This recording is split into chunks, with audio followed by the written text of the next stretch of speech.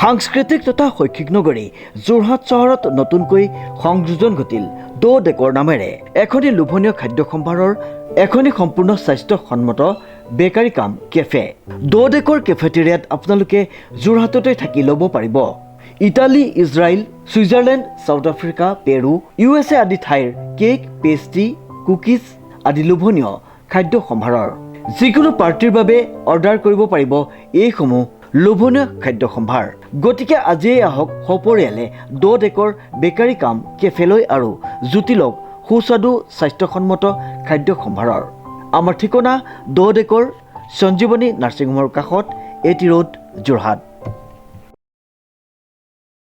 পঞ্চায়ত নিৰ্বাচনৰ ভোটগ্ৰহণলৈ মাজত মাথো 3টা দিন বাকী। পঞ্চায়ত প্ৰাৰ্থীসকলে তেওঁলোকৰ অন্তিম নিৰ্বাচনী প্ৰচাৰত যুদ্ধংদেহী ভাৱেৰে অৱতীৰ্ণ হৈছে।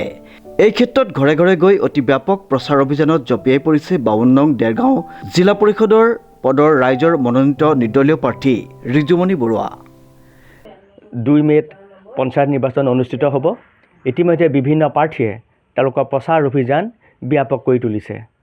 মই উপস্থিত আছোঁ দেৰগাঁও জিলা পৰিষদৰ ৰাইজৰ মনোনীত নিৰ্দলীয় প্ৰাৰ্থী ৰিজুমণি বৰুৱাৰ প্ৰচাৰস্থলীত।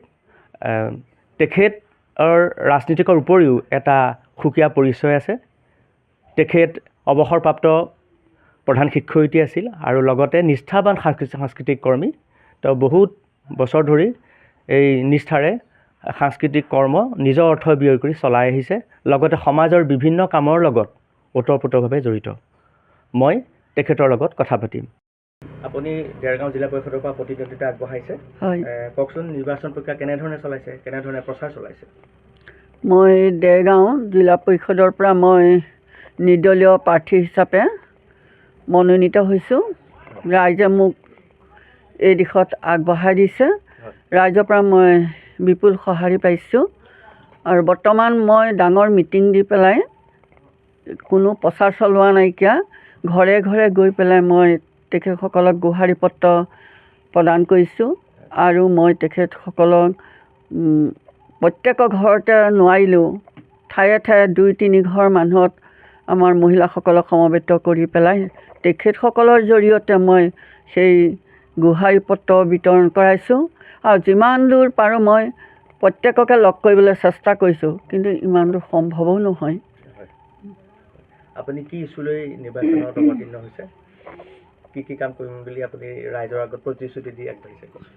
হয়, ৰাইজে যেতিয়া মোক এই নিৰ্দলীয় প্ৰাৰ্থী হিচাপে উঠাইছে, গতিকে মই ভাবিছোঁ যে দুখীয়া ৰাইজক মই যিখিনি অভাৱ অভিযোগ সেইখিনি মই পূৰাবৰ কাৰণে যথেষ্ট চেষ্টা কৰিম।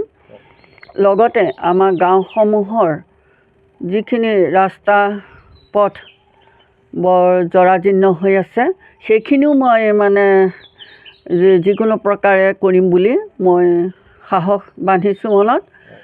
আৰু বিভিন্ন বহুতো আছে, সেইখিনি ক'বলৈ গ'লে বহুতখিনিয়ে হ'ব।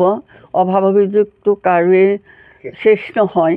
গতিকে মই ভাবিছোঁ যে নিৰ্বাচনত জয়ী হৈ পেলাই মই সমূহ ৰাইজৰ যিখিনি পৰিৱেশ সেই পৰিৱেশলৈ যাম আৰু পৰিৱেশত যিখিনি দেখিম সেইখিনি কৰিবলৈ মই আগবাঢ়ি যাম।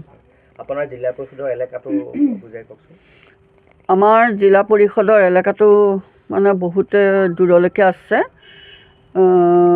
6খন আঞ্চলিকৰ প্ৰায় মই 4খন আঞ্চলিকত ঘূৰিলোঁ। এতিয়া বৰ্তমান আমাৰ নিজৰ আঞ্চলিকখনত মই ঘূৰিছোঁ। মহবন্ধাৰ পৰা শীতল পথাৰ, নেঘেৰিটিং, 72-73 এই সকলোখিনি মই প্ৰায়ে আহিছোঁ, গৈছোঁ আৰু তেখেতসকলৰ লগত মত বিতৰ লগত মই কথা বতৰা পাতিছোঁ আৰু তেখেতসকলৰ সহায় পাই সঁচাকৈ মই উৎসাহিত হৈছোঁ। আপোনাৰ বিৰুদ্ধে বেলেগ প্ৰাৰ্থীও প্ৰতিদ্বন্দ্বিতা আগবঢ়াইছে, কি ক'ব? তেখেতসকলেও মোৰ দৰে প্ৰতিদ্বন্দ্বিতা কৰিবলৈ বিচাৰিছে। আমি আচলতে মিলা প্ৰীতিৰে কৰিব লাগে এইখিনি কাম। গতিকে কাৰোৰ লগত মোৰ মনৰ নাইকিয়া, বিৰোধ ভাৱ নাইকিয়া। তেখেতসকলকো মই শুভেচ্ছা জনাইছোঁ। হয়, আপুনি যদি জয়ী হয়, আপোনাৰ যিটো জিলা পৰিষদৰ এলেকা হ'ব তাত বিভিন্ন দলৰো ৰাইজ থাকিব, বিভিন্ন জাতি ধৰ্ম নিৰ্বিশেষে ৰাইজ থাকিব। আপুনি কেনেধৰণে সেৱা আগবঢ়াব? মই সেই ক্ষেত্ৰত মানে কি সকলো ৰাইজৰ লগত কথা বতৰা পাতি তেখেতসকলৰ জৰিয়তে মই কেনেকৈনো আগবাঢ়িব পাৰোঁ সেইখিনি প্ৰধান কাম হ'ব। লগতে আমাৰ যিখিনি এলেকাৰ মানুহে মোক মানে সহায় সহযোগিতা আগবঢ়াইছে, সকলোৱে সহায় সহযোগিতা আগবঢ়াইছে। তথাপিও মানে মই ভাবিছোঁ যে কিছুমান আমাৰ মানে এতিয়া প্ৰকাশ কৰিব নোৱাৰোঁ, তেনেকুৱা কাম অলপমান কৰিব পাৰিম মই। আপুনি এই ৰাজনীতিকৰ লগতে তাৰ আগতে আপুনি শিক্ষকতা কৰিছিল আৰু সাংস্কৃতিক কৰ্মৰাজিও চলাইছিল, সাংস্কৃতিক কৰ্মী আছিল। আপুনি কেনেকৈ অনুপ্ৰাণিত হ'ল ৰাজনীতিৰ প্ৰতি? মই সৰুৰ পৰাই তাৰমানে খেল ধেমালি লগতে সাংস্কৃতিৰ প্ৰতি মানে খুব আগ্ৰহী আছিলোঁ আৰু সেইখিনি লগতে আমাৰ আগৰ যিখিনি মোৰ ওপৰতকৈ ডাঙৰসকলে আন্দোলন কৰা দেখিছিলোঁ। এইবিলাক দেখি পেলাই মোৰ মনত এটা ভাৱ হৈছিলে যে ৰাজনীতিৰ পথাৰখন কেনেকুৱা মই জানিব বিচাৰিছিলোঁ। কিন্তু মই তাৰ মাজতে শিক্ষকতা চৰকাৰী চাকৰি কৰিবলগীয়া হ'ল আৰু মই বৰ্তমান এতিয়া অৱসৰ, আৰু এই অৱসৰৰ সময়খিনি কিদৰে কটাম বুলি ভাবোঁতে সমূহ ৰাইজে এইখিনি মোক দায়িত্ব দিছে। সেই দায়িত্বখিনি মই গ্ৰহণ কৰিছোঁ। আৰু সাংস্কৃতিক কথাটো মানে এনেকুৱা ধৰণৰ, মই কণ ল'ৰা ছোৱালীক খুব ভাল পাওঁ আৰু সেই ল'ৰা ছোৱালীখিনিৰ অভাৱ অভিযোগৰ মই বুজ লওঁ আৰু সেই ল'ৰা ছোৱালীখিনিক লৈয়েই মই আমাৰ ঘৰতে এটা বৃন্দাবন সাংস্কৃতিক গোষ্ঠী বুলি এটা দল উলিয়াইছিলোঁ। সেই দলত বিভিন্ন সাংস্কৃতিক আমি অৱতীৰ্ণ হৈছিলোঁ আৰু সেই ল'ৰা ছোৱালীখিনিক লৈয়ে মই কিছুমান সপোন দেখিছিলোঁ। সেই সপোনখিনি হৈছে ধৰক এনেকুৱা ধৰণৰ যে কিছুমান দুখীয়া মানুহৰ ল'ৰা ছোৱালীয়ে এই দিশখিনি কৰিবলৈ যাওঁতে বিভিন্ন পইচা খৰচ কৰিব নোৱাৰে, গতিকে মই বিনামূলীয়াকৈ সেইখিনি কৰিছিলোঁ আৰু সেইখিনি ল'ৰা ছোৱালী লৈ মই দিহানাম, নেগেৰা নাম, হুঁচৰি এইবিলাকৰ লগতে মই প্ৰায়ে জড়িত হৈ আছিলোঁ। ৰাজনীতিৰ পৰা বাদ দি এগৰাকী সমাজ সেৱিকা হিচাপে আপুনি আপোনাৰ এৰিয়াটোত কি কাম কৰিব বিচাৰিব? ৰাজনীতি বুলি ক'লে বিভিন্ন ধৰণৰ দিশৰ কাম কৰিবলগীয়া হয়। তথাপিও মানে মই সমাজৰ ধৰক এনেকুৱা কিছুমান ঠাইলৈ মই গৈছোঁ, সেই ঠাইবিলাকৰ দেখিছোঁ কিছুমান ঠাই এনেকুৱা ৰাস্তা জৰাজীৰ্ণ, তেনেকুৱাবিলাক অভাৱ মই দূৰ কৰিবলৈ বিচাৰিম।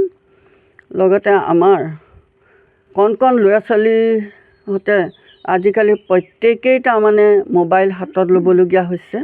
গতিকে সেই হাতত মোবাইলটো যাতে ল'ৰা ছোৱালীয়ে কেনেকৈ নোলোৱা কৰিব পাৰি, অৱশ্যে এইটো সম্ভৱ নহয়, নহ'লেও তাৰমানে কিছু মই চিন্তা কৰিম আৰু বিশেষকৈ সোমোৱা গাঁওবিলাকৰ মই কিছু বুজ ল'ম।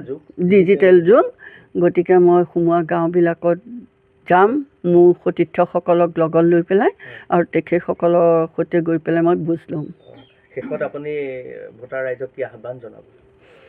এতিয়া ভোটাৰ ৰাইজক মই এটা কথাই কওঁ যে তেখেতসকলে মোক জয়ী কৰি উলিয়াই আনক আৰু মোৰ 100% মই মানে জয়ী হ'ম বুলি আশাবাদী। আৰু মোৰ সতীৰ্থসকলেও মানে মই ওলাই যাম বুলি কৈছে আৰু তেখেতসকলক মই ইয়াৰ পৰাই মানে সকলো অসমবাসী ৰাইজলৈ শুভেচ্ছা জনাইছোঁ আৰু তেখেতসকলৰ লগত মই বাৰ্তালাপ কৰিম আৰু তেখেতসকলে সেই সময়ত মোক কি কয় সেই আশাৰে মই বাট চাই ৰ'ম। প্ৰাৰ্থীয়ে বাইদেউ যথেষ্ট বাইদেউ আগ্ৰহী আৰু বাইদেউৰ বহুতখিনি মানে হেৰি আছে, বাইদেউৰ গুণাগুণ আছে। বাইদেৱে স্কুলখনতে প্ৰধান শিক্ষয়িত্ৰী কৰি গ'ল, আজিলৈকে বাইদেৱে বহুত উন্নতি কৰি থৈ গৈছে স্কুলত। গতিকে বাইদেউ জিকিব বুলি আমি আশা কৰিছোঁ। সম্পূৰ্ণ বিশ্বাস আছে। সম্পূৰ্ণ বিশ্বাস আছে। হয়, ঠিক আছে। আপোনালোকৰ জিলা পৰিষদ এলেকাত ৰিজুমণি বৰুৱাই প্ৰতিনিধিত্ব আগবঢ়াইছে। হয়, তেওঁ উপযুক্ত প্ৰাৰ্থী হয়, উপযুক্ত কাম কৰিব পাৰিব। পাৰিব। বাইদেৱে ভালেই কাম কৰিব। বাইদেৱে আমাৰ স্কুলৰ সন্মুখতে শিক্ষাগত কৰিছিল, এতিয়া যেতিয়া অৱসৰ হ'ল তেখেতৰ কামবিলাক আমি ভাল পাইছিলোঁ। তেওঁ বাইদেউ যাব বুলি আমি আশাবাদী আৰু বেলেগ কৰ্মৰ লগতো জড়িত আছে। কণ কণ ল'ৰা ছোৱালীবিলাককো তেখেতে বহুত আগবঢ়াই নিছে সেইবিলাকো আমাৰ প্ৰমাণ আছে আৰু ভাল আশীৰ্বাদ দিছোঁ আৰু কি দিম মই তেওঁ জয়যুক্ত হওক ৰাইজৰ লগত আমি আছোঁ জড়িত ৰাইজৰ লগত আশীৰ্বাদ দিছোঁ তেওঁ আগবাঢ়ি যাওক পচন্দ হৈছে বাইদেউ আমাৰ আগবাঢ়িছে বহুত ভাল লাগিছে বাইদেউ ৰাজনীতিৰ প্ৰতি বহুত আগ্ৰহী আছে আগৰ পৰাই আগ্ৰহী আৰু আমাৰ কোচগাঁৱতে LP স্কুলত মানে প্ৰধান শিক্ষয়িত্ৰী কৰি এতিয়া অৱসৰ হৈছে তাৰপিছত তেওঁ কণ কণ মইনামণিসকলৰ লগত মানে বিহু অনুষ্ঠান নেগেৰা নাম সেয়াও শিকাই আছে দল খুলি তেওঁ এই আজি 4-5 বছৰ মানে হুঁচৰি মৰাই আছে সেইটো কাৰণে আমাৰ খুব ভাল লাগিছে দেৰগাঁৱৰ পৰা নৱজ্যোতি ভৰালীয়ে যুগুতাই পঠিওৱা এক বিশেষ প্ৰতিবেদন